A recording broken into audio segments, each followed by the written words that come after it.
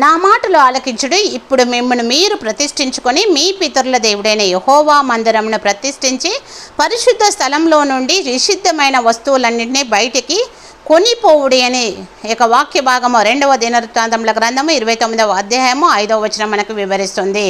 మనల్ని మనము దేవునికి ప్రతిష్ఠించుకున్నటువంటి వారంగా ఉండాలి.